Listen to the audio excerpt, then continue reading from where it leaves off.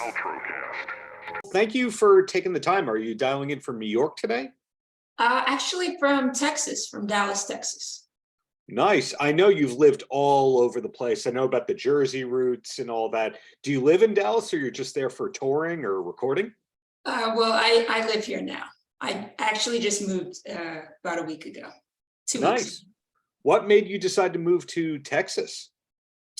Well, I found that there was more of it's a great central hub for me as a person, just personally, as well as, I can easily access, the West Coast or the East Coast from here.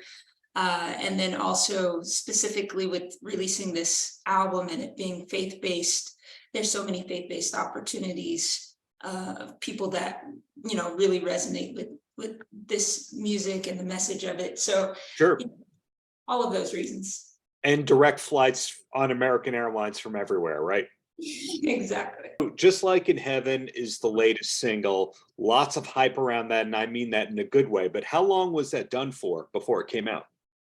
Oh, we finished that probably exactly a year ago. Mm-hmm. Oh, yeah. So you had to sit quietly going, hey, I've got this great thing, but I can't tell anyone or show anyone.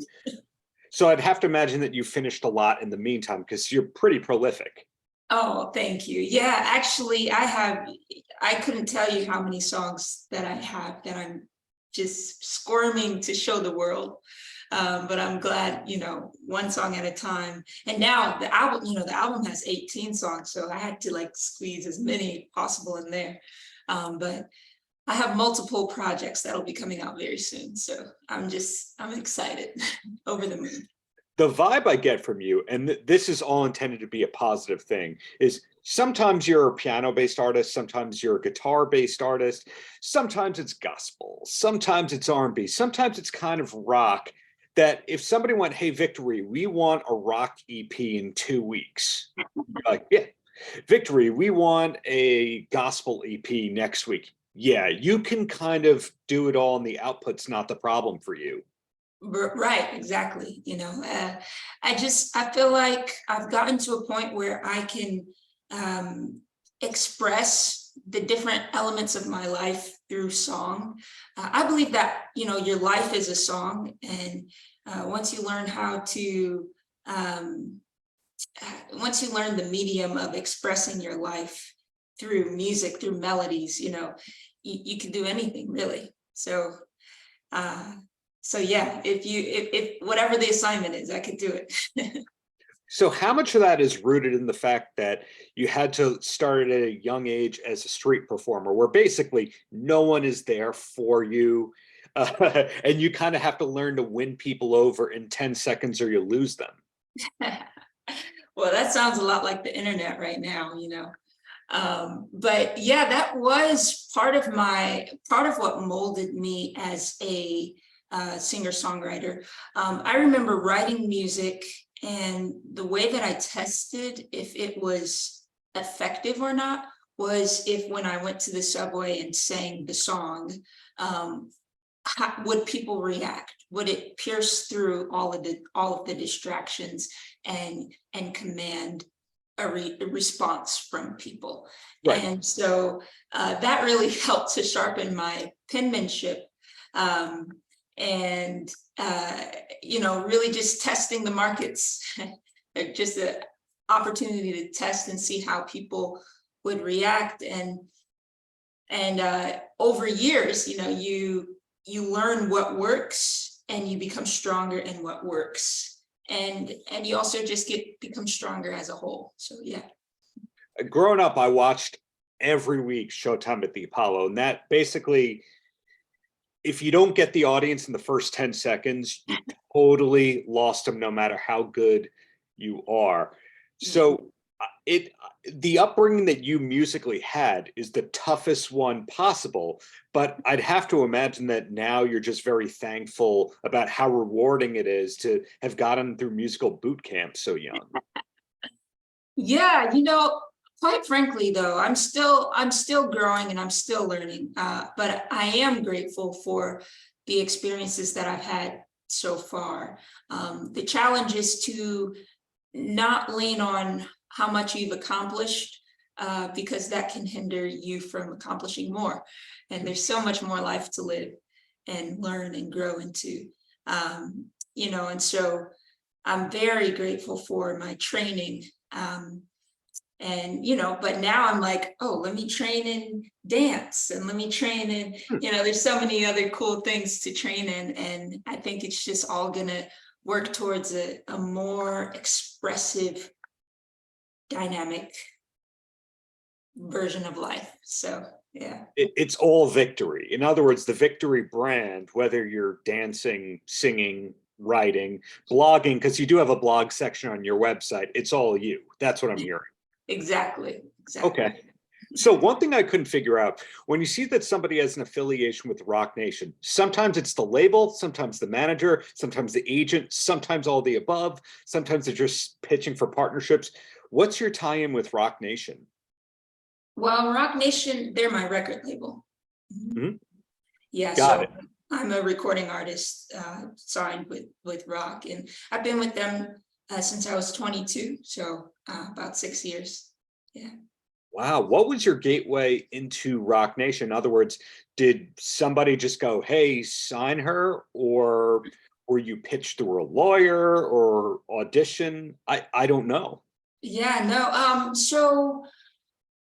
There's a gentleman by the name of James Samuel, and he's a film director, producer, writer, songwriter, just this really eclectic, amazing person. He's related to Seal. He's Seal's younger brother. Oh, yeah, Seal Samuel. There you go. Exactly. So James Samuel. Yep, Seal Yeah. Samuel. Yep. And so James discovered my music in a documentary film. And he's like, oh my gosh, this girl is the next Tracy Chapman. This girl is the next Amy Winehouse. Excuse my British accent. No, that actually does sound like Seal. So I'd have to imagine Seal and his brothers were like. Exactly. So he gets in touch with me and he's like, I've got to introduce you to Hove.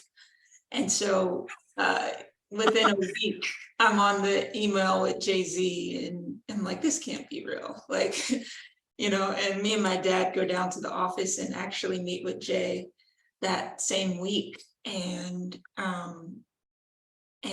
we really connect really well. And my siblings end up coming as well. And Jay ends up offering the whole family a deal.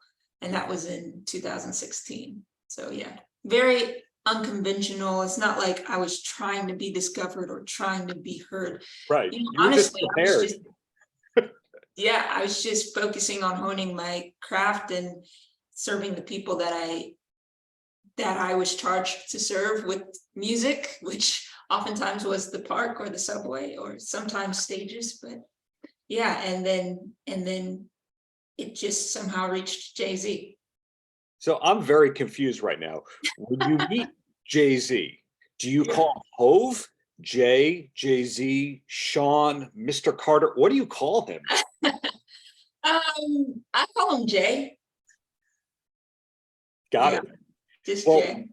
Yeah. So, in speaking with a lot of people over the years, I think most people aren't aware of how musically inclined Jay-Z is, not just the ghostwriting that he did for other artists. I recently learned about, I think, Still DRE, that he ghost wrote the lyrics for that. But when you look at the rock rap collaboration that he did with Linkin Park, he kind of re-pioneered the rock mashup right there. Then somebody I know used to have a Universal label. They're like, yeah, Jay was listening to everything. So in the case of when you do new music for Rock Nation, does it go to Mr. Samuel first, or does it eventually go up the chain to Jay? No, actually, when I do music in general, they're really more so freedom of expression model. It's not something where there's a lot of hands, in the creative process of my music.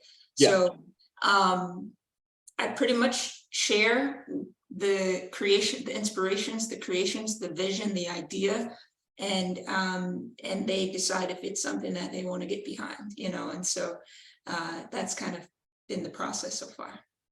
So the first thing that we really talked about was that Just Like in Heaven is pretty much a year old, and you've written a lot of stuff since then.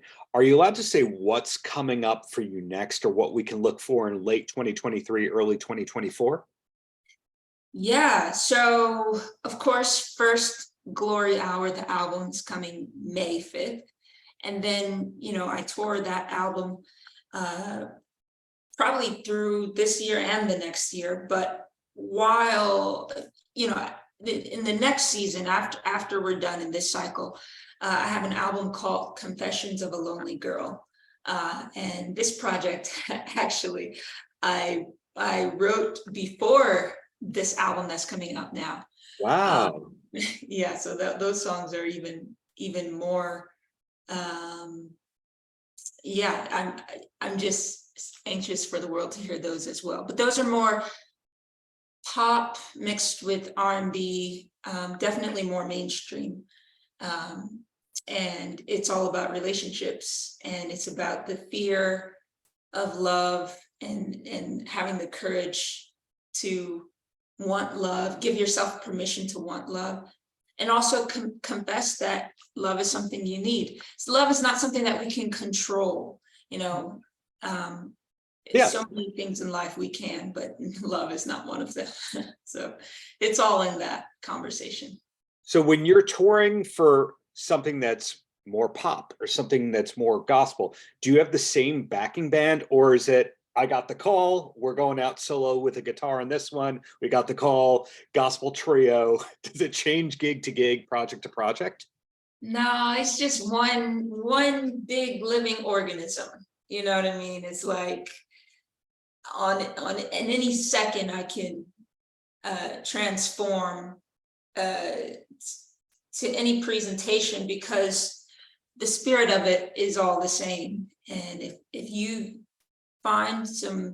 you're fortunate to find people that can all be in the same frequency, the same wavelength in the spirit, then you can easily just change the rhythm or change whatever it might be, you know. Yeah. Do you have a music director, or an MD as they call it? Depends on the season, you know what I mean? So like I can always just go and do a show with just my guitar and Right. piano. But if I'm in a season where, okay, we have a month of 20 shows and they all have to be with the band, like, yeah, I would have a music director in that case. But that would more so be to organize the band. I usually direct the style and the hits and the the creative part of it all. Do you have it James Brown style, where the hand goes that way so the band knows this, you go that way so the band knows that? Do you have the hand signals down? We do have hand signals. You do? Yeah. And did you also fine your band members for missing the hand signals? Oh, I couldn't do that because I'm the most spontaneous leader you'll ever meet on stage. Okay, well, I really love all the stuff that I'm hearing, that you're not waiting on a single to push your career forward. You're not just hooking to one sound. It's whatever you feel like doing, and that's what you're doing. So you're ready to perform whenever need be. So last question I have for you before I let you go. When you're not busy with music, which doesn't sound like very often, and you're putting on the TV, do you have a TV recommendation you could pass along to me and my wife? Because every time we watch a show, we really watch it within a week and we go, what's next? You know, honestly, I'm very sensitive about what I consume, because I feel like what you take in through your eyes or your ears or any of your senses, like that's directly impacting your soul, and then that will directly impact what you put out. And I like for the things that I put out to be of a certain substance, which means I have to be careful about what I put in. So I don't watch a lot. If I do watch something, it's like something educational, like a documentary. Like I want to learn about the CEO of I don't know, Disney, or how, I want to hear his wisdom, or I want to watch a sermon, or I want to watch I want to learn about the life of the Queen of England, like Queen Elizabeth II, different things like that, just to see the potential of what I could be and feel empowered to live up to my potential as a human being, and when I do, yeah, go ahead. So no Love Island UK for you. Not quite. Paltrow.